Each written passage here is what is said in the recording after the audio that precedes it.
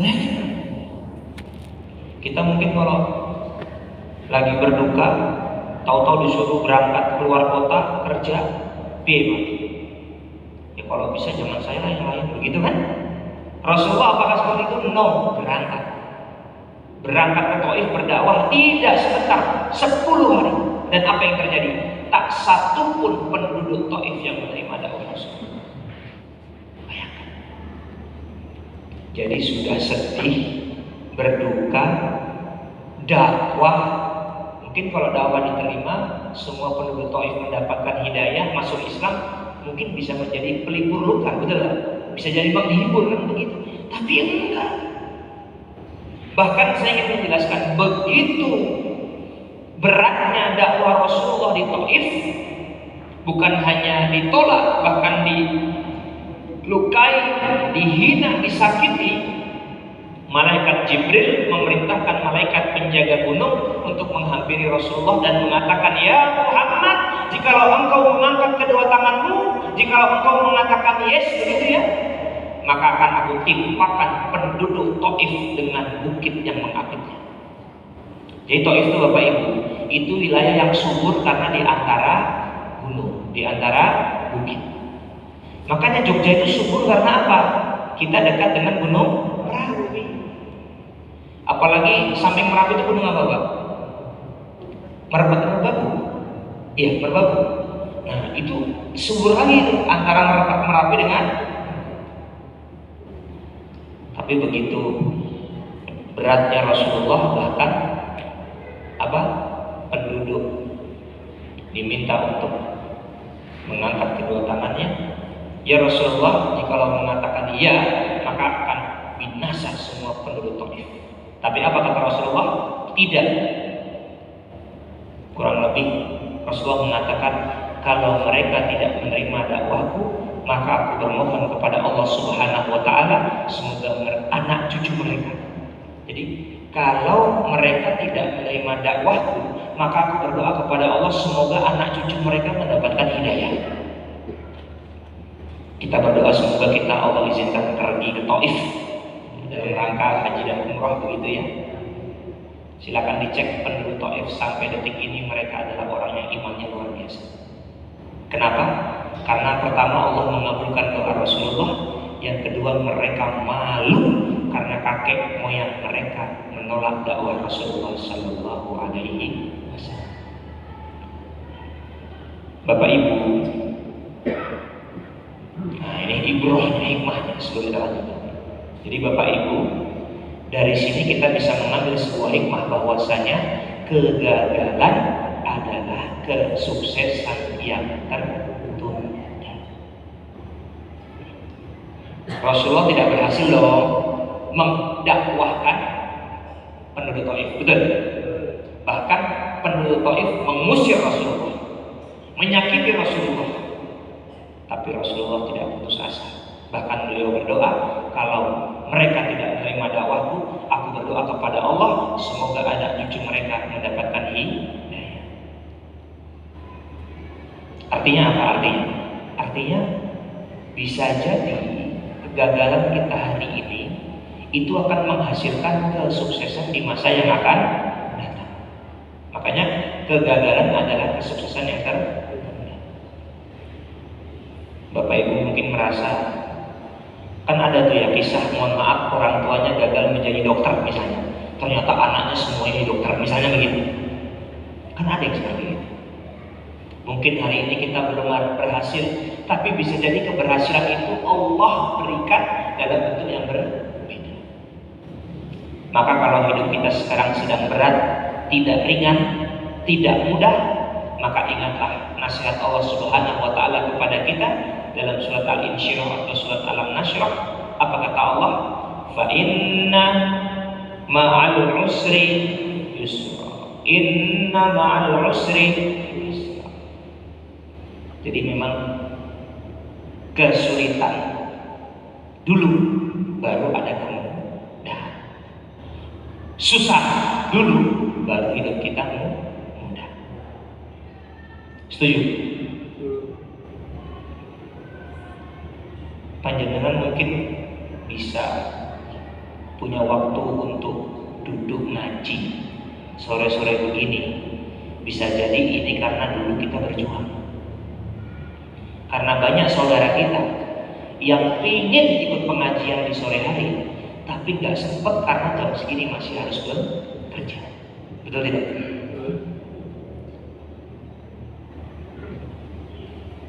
Dan mungkin jenengan pernah cerita sama anaknya, Bapak Ibu hari ini hidupnya mudah, itu karena dulu bersusah-susah. Betul? Karena memang janji Allah, fa inna ma'al usri yusra. Halo? Halo jawabannya hai. Halo? Hai. Sekarang saya mau nanya, jenengan pingin gak masa depan anak-anaknya itu mudah? Pengen? Setuju? Sepakat? Oke. Pingin gak masa muda anak-anaknya susah? Pingin tidak? Ayo. Bingung. Ayo. Kata Allah apa? Fa inna ma'al usri yusra. Susah dulu baru mudah. Inna ma'al usri yusra. Bapak Ibu, satu ayat dalam Quran itu penting sekali. Nah ini kok diulangi, berarti amat sangat penting sekali. Betul? Jadi syarat mudah itu apa? Susah. Betul? Yo, tak pada ini. Pingin gak masa depan anak cucunya mudah? Ingin. Pingin gak masa muda anak cucunya susah? Ayo. Iya atau tidak? Jangan Indonesia. Ya susah dalam menuntut ilmu, susah dalam bermandiri. Lah gimana mau susah hidupnya? Sudah besar, mungkin kalau makan jenengan masakin masih masuk akal, tapi bekas makan dia kok jenengan yang nyuci. Jenengan bukan sayang, tapi sedang menyiapkan masa depan anaknya yang suruh. Kok dia sudah sekolah, SMA, kuliah, kok kamarnya masih jenengan yang membersihkan. Gak tahu dia gimana cara merapikan kamar. Itu kira-kira gimana? Betul gak? Apa kata Syekh Mustafa Al-Balaini? Inna fiya isyubbani amrul ummah wa fi aqdamiha hayatah. Di pundak, di tangan pemuda itu amrul ummah, bukan urusan RT, bukan urusan desa, kelurahan, tapi umat Bapak Ibu. Makanya Muhammad Al-Fatih itu usia 21 tahun sudah menjadi khalifah yang menaklukkan kota terhebat di dunia, namanya Konstantinopel. Begitu hebatnya Konstantinopel, bahkan kata Napoleon Bonaparte, kalau seandainya satu dunia ini adalah satu negara, maka tidak ada kota yang lebih berhak menjadi ibu kota negara dunia kecuali Konstantinopel. 21. Anak kita umur 21 sudah bisa Facebook, bikin story, itu pun story galau. Jelas ya Bapak Ibu. Jadi kalau yang ini kan alhamdulillah nih, saya lihat, saya bersyukur karena makin kesini pengajian di Jogja itu makin banyak yang muda begitu. Walaupun yang terdepan tetap yang semangatnya muda kan begitu ya. Tapi yang masih muda, kalau hidupmu sekarang, ya kan saya juga masih muda terus, ya kan? Ya lah, insya Allah lah ya. Kalau hidup kita sekarang susah, berjuang betul, karena untuk mendapatkan kemudahan di masa yang akan datang kita harus melalui kesulitan. Kalau kata orang bijak itu apa? Keraslah dengan dunia di masa muda, maka dunia akan lunak kepada kita di masa tua. Kayak naik sepeda Pak. Naik sepeda tuh kalau tanjakan berat. Tapi kalau sudah sampai atas, turunnya nggak usah mancal, betul Pak? Enak. Tapi syarat untuk bisa turun enak itu apa? Mancal dulu. Ya kan? Pak berakit-rakit dahulu, berenang-renang ke tepian, bersusah-susah dahulu, mudah kemudian. Setuju? Tenang. nih. Tak baleni. Pingin gak anak cucunya masa depannya mudah? Oke. Pingin gak anak cucunya masa mudanya susah? Pengen berjuang. Kadang-kadang ya mana lah ya namanya juga. Oke. Bapak Ibu lanjut ya. Nah, masih di tahun ke-10 kenabian, di tahun yang sama. Paman meninggal, istri meninggal, dakwah ke Taif selama berapa hari tadi? 10 hari. Gagal. Sedih, gagal, pulang. Apakah berhenti? Tidak. Sampai Mekah Rasulullah berdakwah lagi. Tuh, masih di tahun ke-10 kenabian. Jadi timelinenya gini Bapak Ibu. Di Taif itu awal bulan Juni ke Taif. Ya, ini kan kalau Masehi Juni sama Juni, 619 Masehi. Jadi ke Taif itu awal bulan Juni, balik ke Mekah akhir bulan Juni sampai awal bulan Juli itu berdakwah di Mekah kepada beberapa kabilah dan beberapa orang. Ini pertemuan kita yang paling pertama, ya. Ada namanya kabilah, ada kaum, hai atau ihai atau keluarga. Jadi Bapak Ibu dalam strata golongan di Mekah saat itu, yang paling kecil itu namanya keluarga, suami, istri, anak. Kumpulan dari keluarga, kalau di Jogja, di Indonesia namanya RT, betul.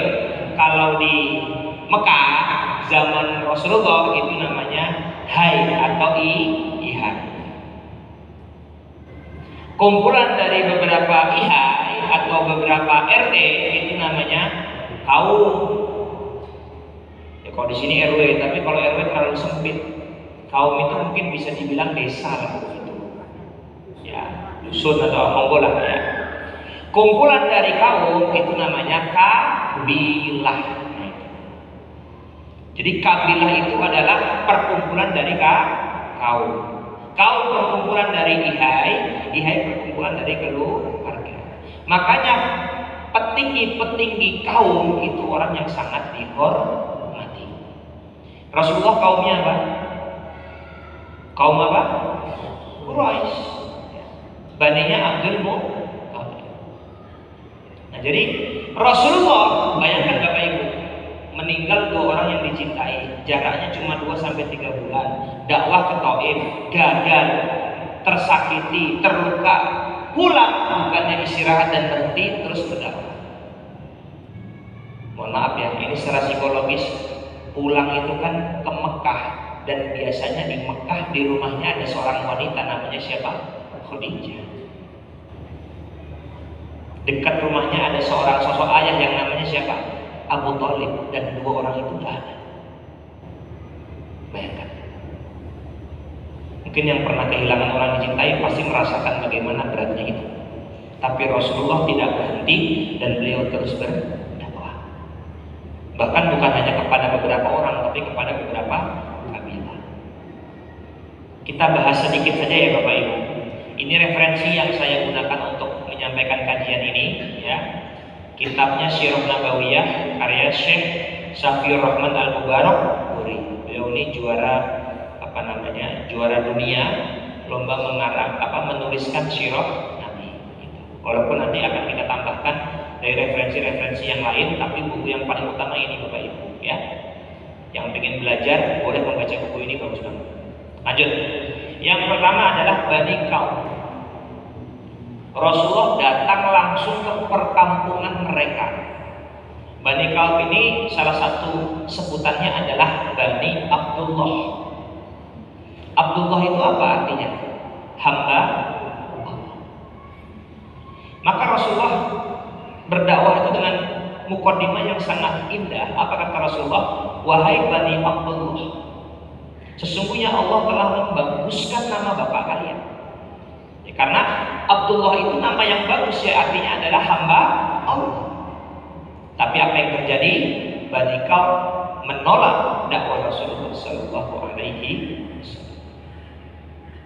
Apakah berhenti? Tidak. Kecari Bani Bani yang lain. Kemana? Bani Hanifah. Rasulullah mendatangi mereka.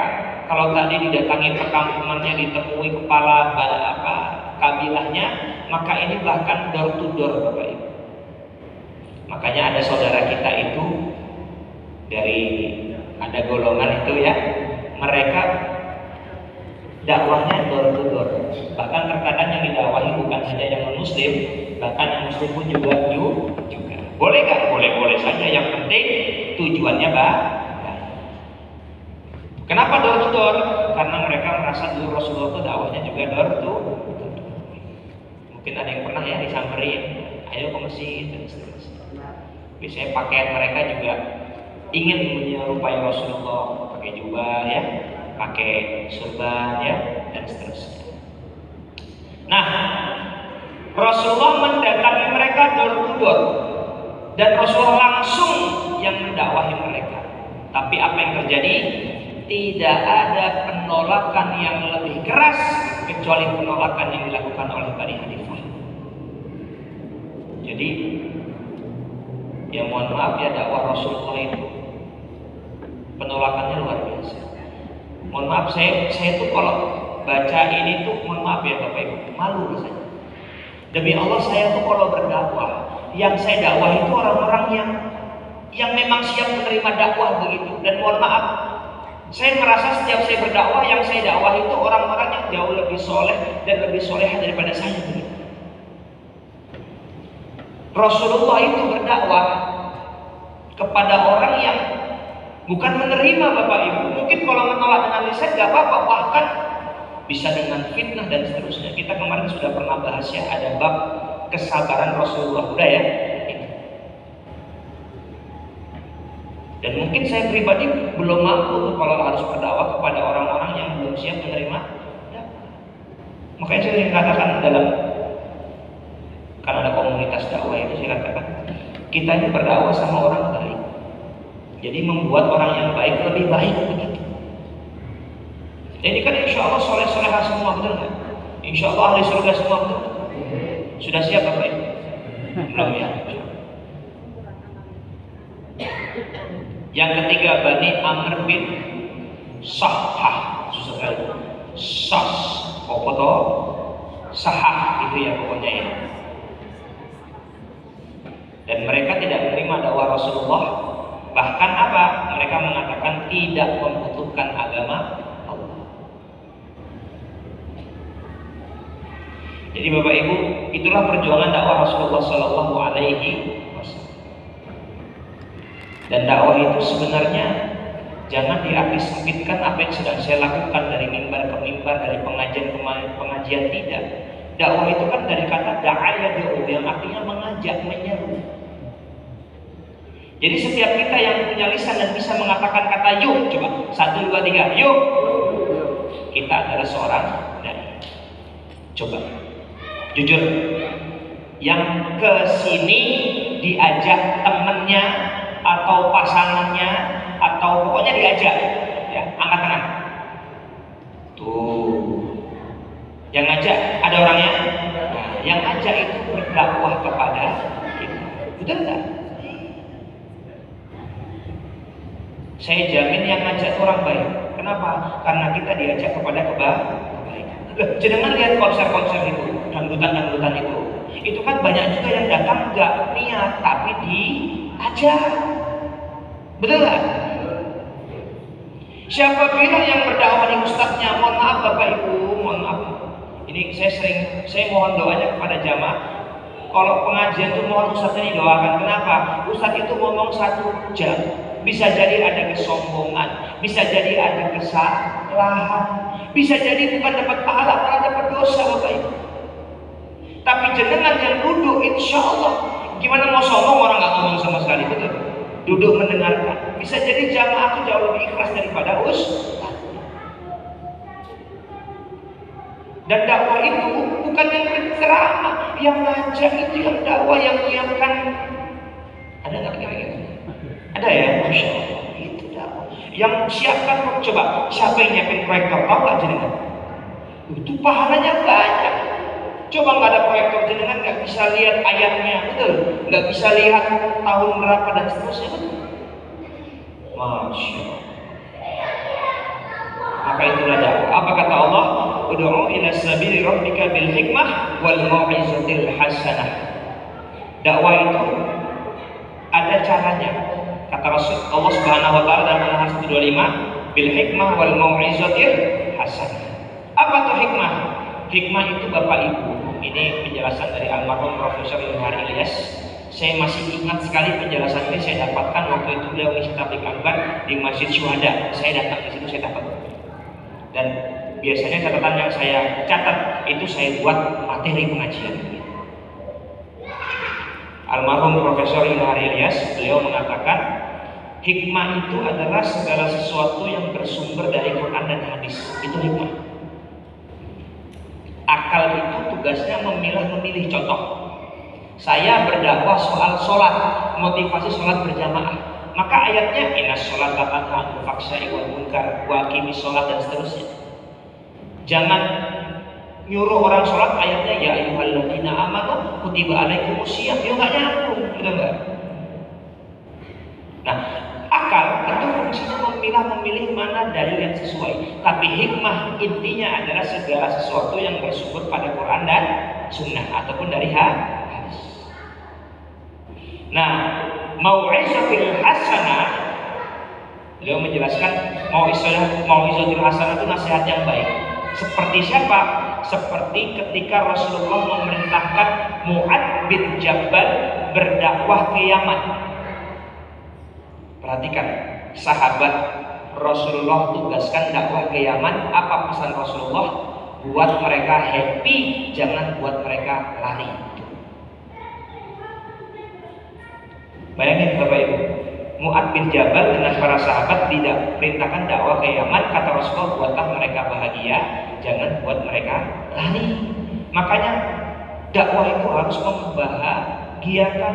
Maka mohon maaf, kita di Muhammadiyah itu tagline-nya apa? Dakwah yang menggembirakan. Betul nggak? Kalau pengajian Muhammadiyah itu ya minimal teh hangat sama snack kan minimal begitu. Sekarang bahkan PP Pimpinan Pusat Muhammadiyah itu mendirikan lembaga dakwah komunitas.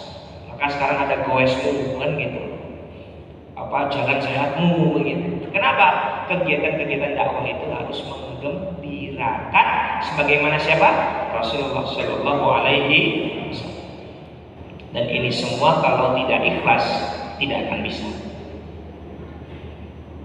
Mohon maaf, Rasulullah itu dakwah bukan dapat pemasukan tapi habis-habisan. Oleh Bapak Ibu, Rasulullah itu menikahi Ibunda Khadijah, maharnya tuh 20 ekor unta merah muda yang paling mahal, kalau dirupiahkan 2 miliar. Bu, halo. Kemarin waktu nikah sama suaminya dikasih mahar berapa miliar? Ada yang belum nikah di sini?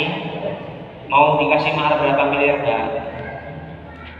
Rasulullah sama Ibunda Khadijah itu rich, nggak pakai crazy ya, rich, kaya. Tapi ketika berdakwah semua ditinggalkan kekayaannya pun. Masya Allah, Masya Allah. Jadi semua itu kalau tidak ikhlas tidak akan bisa dikerjakan. Karena orang berdakwah itu yang hanya bisa memberikan balasan adalah Allah Subhanahu wa Ta'ala. Seperti apa Bapak Ibu? Gula di saat kita minum teh dan minum kopi. Pernah minum teh, minum kopi? Pernah. Yang bikin teh dan kopi manis siapa? Gula. Ikhlas itu seperti gula. Coba jenengan minum teh, kok kurang manis? Yang disalahkan siapa? Gulanya kurang. Minum kopi, kok terlalu manis? Yang disalahkan siapa? Gulanya kebanyakan. Ketika minum teh dan kopi, manisnya pas, yang dipuji siapa? Tehnya enak, kopinya jos. Maka di Jogja ada namanya kopi gula dilupakan. Betul? Ikhlas itu ibarat gula, mau dipuji, mau dicaci, mau dimaki, mau disalahkan, mau dilupakan, tetap mengeluarkan rasa manis. Semanis siapa? Semanis kamu ya, yang akhwat bukan yang ikhwan, yang jabatan komisan bukan yang akhwat. Jelas ya? Itulah orang yang ikhlas. Dalam bersedekah kita harus ikhlas. Sesungguhnya tujuan utama agama Islam adalah agar manusia beribadah kepada Allah Ta'ala dengan ikhlas. Lalu apa yang dimaksud dengan keikhlasan? Kemarin ikhlas Itu bukan duit saya, itu duit saya jatuh. dan membersihkannya dari campuran. Ya, kecewa nggak? Sakit hati nggak? Kenapa? Karena tidak ikhlas. Angkat tangan kanannya, Bapak Ibu. Angkat tangan kanannya. Pegang pundak teman di kanannya. Ikuti saya, saudaraku. Kamu pernah kecewa? Kamu pernah sakit hati? Kasihan deh. Penyebab kecewa, penyebab sakit hati hanya satu. Berharap kepada Deus selain Allah. Betul? Saya mau nanya, jenengan ke masjid pengajian ikhlas tidak? Misal saya nggak datang, kecewa nggak? Katanya ikhlas. Allah tahu saya datang ke masjid untuk ngaji. Sampai perjalanan sampai ke masjid, Allah pasti memberikan balasan itu. Ya sudah, selesai. Misal habis ini dapat makan, nggak kebagian. Padahal datangnya duluan, tapi ngambil makannya terakhir, nggak kebagian, kecewa tidak? Innamal a'malu binniyat wa innamal likulli imri'in.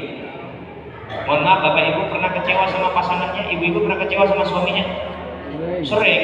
Bapak pernah kecewa sama istrinya? Kasihan deh kalau. Kenapa? Berharap kepada manusia. Jika tidak dilayani. Jadi kalau kata Agim, kenapa Agim? Karena saya waktu kecil punya cita-cita jadi AA Food, Bapak Ibu. Kenapa? Karena Bapak Ibu saya itu kerjaannya nonton Agim. Di waktu saya SD, setiap minggu siang di SCTV itu ada tablik akbar di Masjid Istiqlal yang isi Agim. Maka saya waktu SD, cita-cita saya jadi AA Food begitu. Apakah bisa? Agak susah Bapak Ibu. Kenapa? AA itu panggilan orang Sunda, orang Jawa Barat. Saya dari Kalimantan Timur. Tapi Bapak Ibu, Masya Allah, Tabarakallah, saya jadi ngisi pengajian di mana-mana, ngisi training di mana-mana gitu ya. Singkat cerita, saya menikah dengan seorang wanita dari Bogor, Jawa Barat. Kalau mudik saya dipanggil siapa? AA Food, yes. Apa kata beliau? Penyebab sakit hati cuma satu. Apa? Ada di hati kita selain Allah. Jenengan kerja keras, sore capek, pulang sampai rumah berantakan, kecewa. Ibu dandan cantik biar di puji sama suami. Mau kemana kok dandan cantik? Gak kemana-mana, di rumah sama kamu aja. Apa kata suaminya? Lah kok boros? Kecewa Bu? Kasihan deh. Oke, waktu terbatas. Nah, Bapak Ibu sekalian, ini sedikit sebelum kita lanjut. Baca, fokus dakwah adalah orang lain, bukan diri kita. Ada seorang ibu yang pulang dari pasar. Di tangan kanan belanjaan, di tangan kiri belanjaan, dia jalan. Dari kejauhan dia melihat ada api yang terbakar, ada asap yang mengepul. Dia semakin cepat berjalan. Ketika dia tahu yang terbakar itu rumahnya, dilempar semua belanjaan, dia lari kencang-kencangnya. Kenapa? Di rumahnya ada anak bayi yang sedang ketiduran. Ketika pintu itu sudah penuh dengan api, ibu ini berusaha masuk rumah. Kata tetangga, jangan tuh, bahaya, nggak apa-apa. Didobrak pintunya, tangannya melepuh penuh dengan api. Dia masuk ke dalam rumah. Di rumah ada kamar, di kamar itu ada suara bayinya. Dia masuk ke dalam kamar, kepalanya bocor tertimpa kayu yang terbakar. Dan tapi dia selalu berhasil menyelamatkan bayinya. Ketika dia keluar dari rumah, tubuhnya sudah penuh dengan luka, tapi bayinya selamat. Dan apa kata orang? Bu, selamatkan diri ibu. Apa kata dia? Nggak apa-apa, yang penting anakku selamat. Dia pergi ke rumah sakit. Sampai rumah sakit, apa kata dokter? Apa kata perawat? Ibu, selamatkan diri ibu. Ibu sudah terluka parah. Nggak apa-apa, yang penting aku selamat. Itu kata ibu.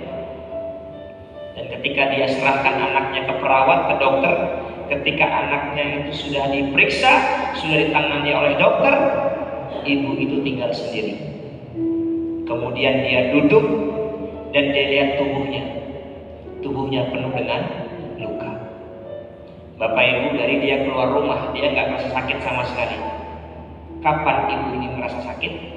Ketika anaknya sudah diberikan kepada orang lain, sudah dirawat sama dokter, ibu itu duduk, dia melihat tubuhnya penuh dengan luka, dan ketika itu dia baru merasakan sakit. Apa artinya? Sakit itu ketika kita terlalu memikirkan diri kita sendiri. Betul. Ketika kita merasa sakit, merasa kecewa, jangan-jangan karena kita terlalu memikirkan diri kita sendiri, dan itu yang tidak dilakukan Rasulullah Shallallahu Alaihi Wasallam. Gimana ceritanya? Bapak, paman meninggal, istri yang dicintai meninggal, diperintahkan ke Taif, berangkat. Sampai Taif, bukannya ada yang menerima dakwah Rasulullah, ditolak. Pulang, bukannya istirahat, merasa dirinya lelah, perlu beristirahat, tidak, dakwah kepada kabilah-kabilah yang ada di Mekah. Maka Bapak Ibu, ketika kita berdakwah, yang kita pikirkan bukan diri kita, tapi orang lain. Dan ketika kita memikirkan orang lain, Allah memberikan kita kekuatan.